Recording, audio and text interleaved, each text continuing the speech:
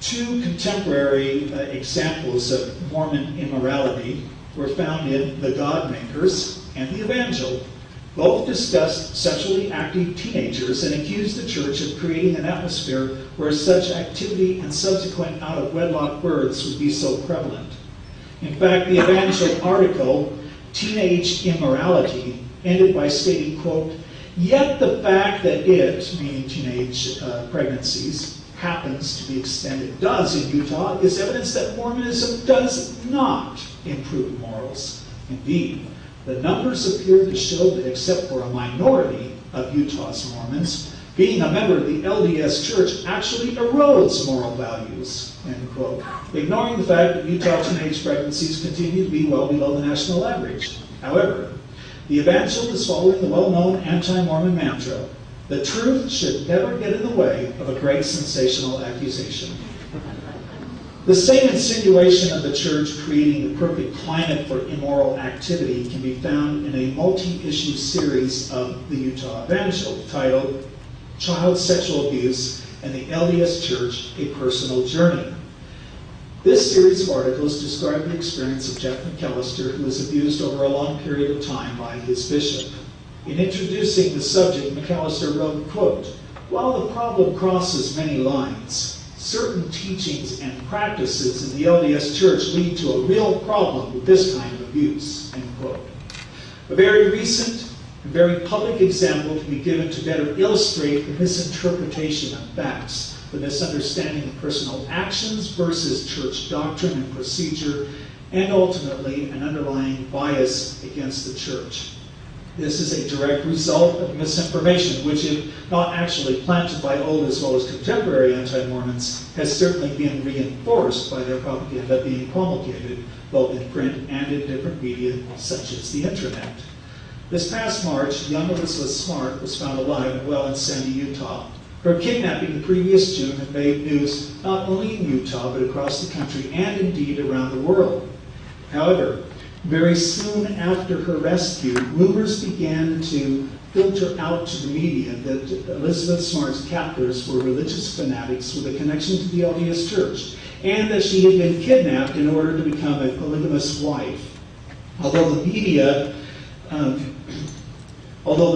attempted to distinguish between the mainstream church and its various offshoots, more often than not, all were mixed together, and the resulting newspaper and television reports blurred the lines to the point that the average reader or listener would not be able to differentiate between the various groups. Moreover, at the public announcement of the charges against David Bryan Mitchell and Wanda Barzee, Smart's abductors, the rumors and suggestions of sexual assault were confirmed. For many critics of the church, the charges of sexual assault incomprehensibly reconfirmed for them previously held notions of Mormonism and immorality. An email sent to various news outlets and other places by an Arizona woman claiming to be a doctor made incredible accusations which appear to reflect some of the themes of anti-Mormonism. Quote, "If I were 15 years old, in excellent athletic health and could run, rich, talented, popular, a virgin not used to sex, had a great family to return to, I would find a way to escape my abductor. I would have found the right moment with God's help and fled. All of our alarms are going off when a 15-year-old beautiful girl does not find an exit from a pedophile who is not threatening her with a knife or gun. I have watched a TV program about the Mormon religion and the belief that a father, uncle, or male household authority figure feels he has the right to introduce his daughter to sex. The daughter is taught that she is to accept sex from male spiritual leaders. It is my opinion that this situation could have occurred because the daughter had been repeatedly introduced to sex by male religious leaders. This was a familiar situation to her," end quote. This supposed doctor was not alone with accusations of Mormon immorality, child abuse, and other problems. One online essay titled "About Elizabeth Smart on Polygamy" referred to plural marriage as, quote, "a hideous, disgusting legacy that will forever haunt the annals of Mormonism," end quote. And another accused the church of permitting, quote, abuses of women and children, end quote. John Krakauer also discussed the Elizabeth Smart case. His book mentioned Mitchell's desire to make Smart, quote, a polygamous concubine, end quote. Krakauer concluded Smart would have been susceptible to Mitchell's, quote, weird self-styled wedding ritual to seal Elizabeth Smart and himself in the new and everlasting covenant, a Mormon euphemism for polygamous marriage, end quote. He then explained, quote, raised to obey figures of Mormon authority unquestioningly and to believe that LDS doctrine is the law of God, she would have been particularly susceptible to the dexterous fundamentalist spin Mitchell applied to familiar Mormon scripture. The white robes Mitchell and Barzee wore and forced Elizabeth to wear resembled the sacred robes she had donned with her family when they had entered the Mormon temple. When Mitchell bullied Elizabeth into submitting to his carnal demands, he used the words of Joseph Smith, words she had been taught were handed down by God himself to phrase these demands, end quote. To back up his claim, Krakauer quoted Debbie Palmer, a former fundamentalist plural wife and currently an anti-polygamy activist, quote, being brought up as she was made her especially vulnerable. Mitchell would never have been able to have such power over a non-Mormon girl, end quote. These two statements demonstrate not only a bias that any decent scholar or journalist would seek to avoid, but also a profound ignorance of Mormon doctrine and practice. Two examples will suffice. First, Krakauer stated that Elizabeth would have worn temple robes when she accompanied her family into an LDS temple. This, of course, is patently false, as she was born in the covenant.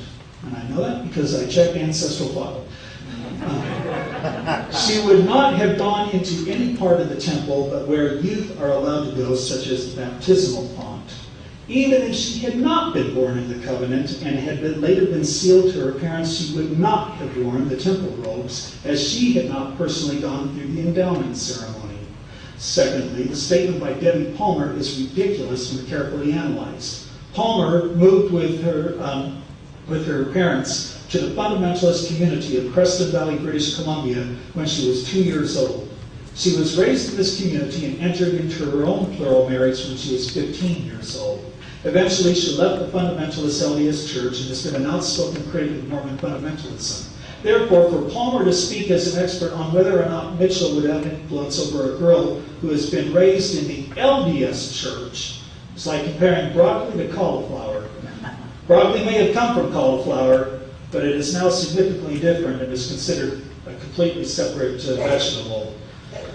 From the questionable background and immoral character of Joseph Smith to the licentious teachings and practices of Mormonism and its adherents, both old and new anti-Mormon works have trumpeted the supposed problems of the prophet and members of the church. Remarkably, the themes have not changed that much from the earliest days. Significantly, accusations of immorality have extended from Joseph Smith to the church membership as a whole.